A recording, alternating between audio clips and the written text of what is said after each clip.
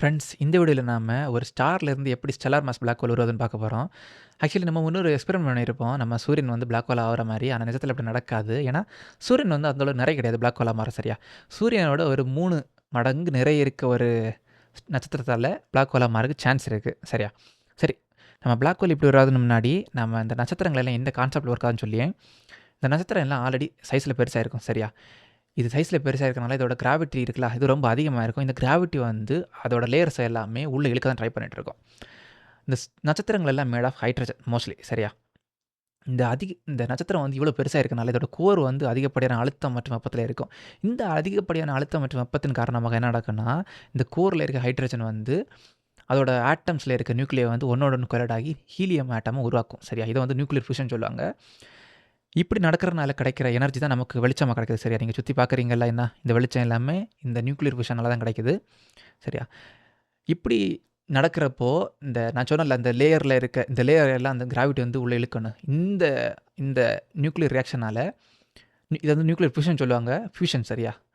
இந்த ரியாக்ஷன்னால வந்து இந்த பவர் வந்து எல்லாமே வெளிய தள்ளும். சரியா? இப்படி தான் கோர் வந்து இழுக்க நினைக்கும். பவர் வந்து வெளிய தள்ளும். இப்படி தான் வந்து இந்த இந்த ஸ்டார் வந்து பேலன்ஸ் ஆகும். ஆனா, இங்க என்ன நடக்கும்னா, ஒன்ஸ் வந்து இந்த ஹைட்ரஜன் வந்து ஒரு இடத்துல தீர்ந்து போகும். அப்புறம் வந்து ஹீலியம் உருவாகியிருக்குல்ல, அந்த ஹீலியம் வந்து நியூக்ளியர் ஃபியூஷன் ஆக தொடங்கும். அந்த டைம் என்ன நடக்கும்னா, இந்த கோர் வந்து இன்னும் ஸ்ட்ரிங் ஆகும். சரியா? சுருங்கி இன்னும் அதிகப்படியான வெப்பமும், அதிகப்படியான அழுத்தமும் உள்ளாகி, அப்புறம் வந்து ஹீலியம் வந்து ஃபியூஸ் ஆகும். சரியா?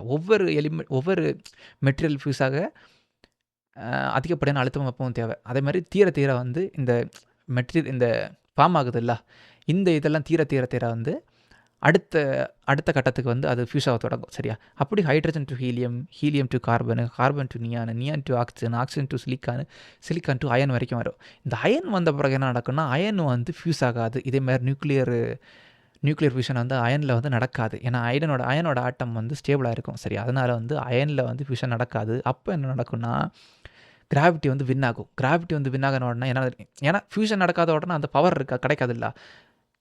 இந்த வெளிப்பக்கத்தில வெளியில எல்லாம் தள்ளவுள்ள அந்த பவர் கிடைக்காதுல்ல. அப்ப என்ன ஆகும்னா, இந்த கிராவிட்டி வந்து எல்லாத்தையும் உள்ள இழுக்கும். அப்போ வந்து வெளியில இருக்க லேயர் எல்லாம் உள்ள இழுக்கும். சரி, இப்படி தான் சூப்பர்னோவா எக்ஸ்ப்ளோஷன் நடக்கும். இப்படி நடக்கிறப்ப என்ன ஆகும்னா, இதுக்கப்புறம் மிஞ்சி இருக்க அந்த கோர் இருக்குல்ல, சூப்பர்னோவா எக்ஸ்ப்ளோஷன் பிறகு மிஞ்சி இருக்க அந்த கோர் வந்து தொடர்ந்து சுருங்கிட்டே இருக்கும். சுருங்கி, சுருங்கி, சுருங்கி ஒரு கட்டத்தில வந்து அது ஸ்டாப்பே ஆகாது. அது அப்படியே பிளாக் ஹோலா மாறிரும். சரியா?